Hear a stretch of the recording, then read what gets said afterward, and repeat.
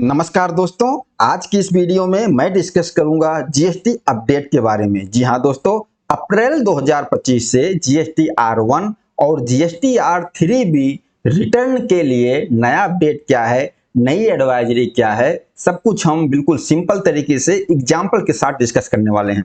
पहली एडवाइजरी है table number 12 को लेकर। जीएसटी R1 या जीएसटी R1A की जो टेबल नंबर 12 है उसको लेकर अपडेट है। क्या अपडेट है? टेबल नंबर 12 में हम कौन सी डिटेल देते थे? हम एचएसएन की डिटेल देते थे। जितना हमने सप्लाई किया है उसका समरी एचएसएन वाइज हम टेबल नंबर 12 में देते थे। अब क्या होगा, जो टेबल नंबर 12 है इसको दो टेबल में बाइफरकेट कर दिया जाएगा और हमें अलग अलग डिटेल देना होगा। अलग डिटेल का मतलब हमने जितना B2B सप्लाई किया है उसकी डिटेल, उसका एचएसएन वाइज डिटेल अलग, और हमने जो B2C सप्लाई किया है, हमने जो अनरजिस्टर्ड पर्सन को सेल किया है उसकी एचएसएन की डिटेल अलग। एक पॉइंट ये हो गया। दूसरा पॉइंट, आप एचएसएन की मैनुअल एंट्री नहीं कर सकते। जैसे आप जब एचएसएन कोड डालते हो, आप स्टार्टिंग के कुछ डिजिट जब इंटर करोगे तो आपको एक ड्रॉप डाउन लिस्ट ओपन होगी। आपको उस ड्रॉप डाउन लिस्ट से ही एचएसएन सिलेक्ट करना होगा। ओके, और अगर आपका एग्रीगेट टर्नओवर 5 करोड़ तक है तो आपको 4 डिजिट में एचएसएन कोड मैंडेटरी होगा, और अगर आपका एग्रीगेट टर्नओवर 5 करोड़ से ज्यादा है तो एचएसएन कोड 6 डिजिट में मैंडेटरी होगा। जैसे अब एग्जांपल हम देख लेते हैं। मान लीजिए जो भी हम सप्लाई करते हैं, अपना B2B सप्लाई है तो टेबल 4A में दिखाते हैं। B2C सप्लाई होती है तो हमारा टेबल नंबर 5 टेबल नंबर 7 में जाता है, और इनका सबका डिटेल हम टेबल नंबर 12 में एक साथ एचएसएन में दे देते थे। अब क्या होगा, जो हमने B2B सप्लाई दिखाई है, जो टेबल नंबर 4A में जितनी सप्लाई दिखाई है B2B वाली, उसकी जो एचएसएन की डिटेल होगी इसमें अलग देनी होगी। और यहाँ जो टेबल नंबर 5 में B2C और टेबल नंबर 7 में B2C जो हमने अनरजिस्टर्ड पर्सन को सेल किया है उसका डिटेल हमें अलग देना होगा। ओके, बस इतना सा है और भी कुछ नहीं है। दूसरी एडवाइजरी क्या है? ये है एडवाइजरी यहाँ reporting values in table 3.2 of GST R3B। इसमें क्या है, आपने जो जीएसटी R1 या जीएसटी R1A में जो भी इंटर स्टेट सप्लाई B2C को किया है, मतलब अपने स्टेट से बाहर माल बेचा है और अनरजिस्टर्ड पर्सन को बेचा है, उसकी डिटेल आपने जीएसटी R1 में दिया है। या आपने कंपोजिशन स्कीम वाले को, कंपोजिशन टैक्स पेयर को जो सेल किया है, या यूआईएन होल्डर को जो सप्लाई किया है, वह सभी वैल्यू आपके जीएसटी R1 से ऑटो पॉपुलेट हो जाएगी जीएसटी R3B के टेबल 3.2 में। ओके, जीएसटी R3B का ये है 3.2।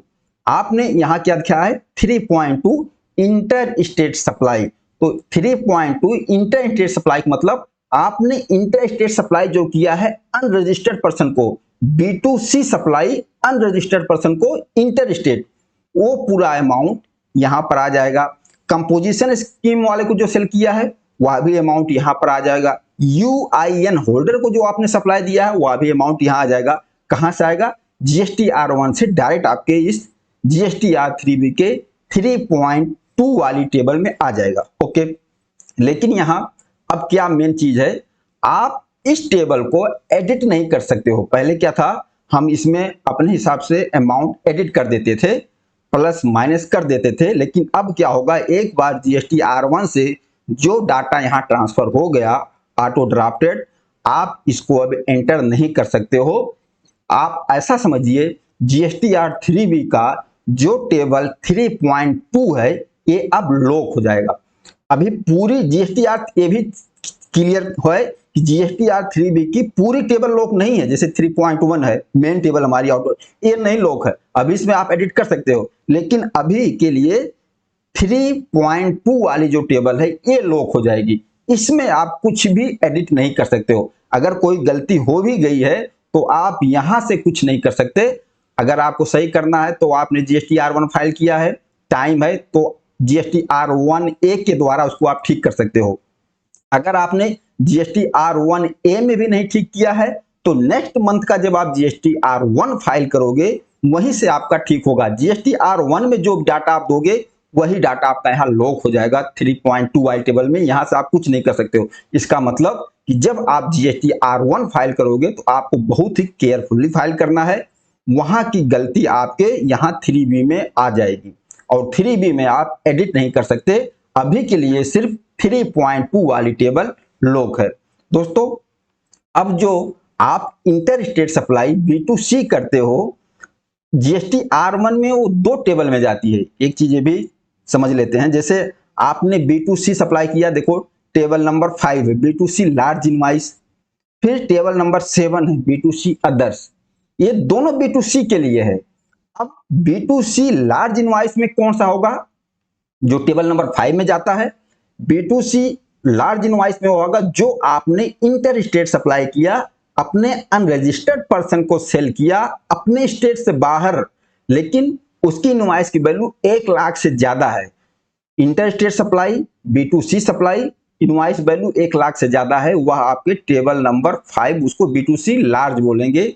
और जो आपने B2C सेल किया, मान लीजिए अपने स्टेट से बाहर ही बेचा है, आपका कस्टमर अनरजिस्टर्ड है लेकिन उसकी इनवॉइस की वैल्यू 1 लाख से कम है, मान लीजिए 85,000 का अमाउंट है, तो वो भी B2C ही है, इंटर स्टेट सप्लाई ही है, लेकिन वह टेबल नंबर 7 अदर्स में जाएगा।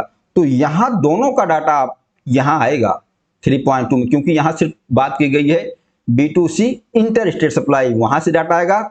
और कंपोजिशन स्कीम वाला, अब कंपोजिशन स्कीम वाला तो B2B में जाएगा, वो पूरा का पूरा अमाउंट आपके 3.2 में आएगा। और इसमें बड़ी बात यही है कि आप इसको एडिट नहीं कर सकते हो। सबसे नया पॉइंट यही है कि आप 3B में इसको एडिट नहीं कर सकते हो। ठीक करने के लिए आपको R1 और R1A का ही रास्ता अपनाना होगा। ये था नया अपडेट, जो कि कुछ ज्यादा नया नहीं है, क्योंकि आप रेगुलर R1 3B फाइल करते हो तो इस अपडेट को आप बहुत अच्छी तरीके से समझ गए होंगे। दोस्तों इस वीडियो के बारे में बताना है, वीडियो कैसा लगा। नमस्कार, धन्यवाद।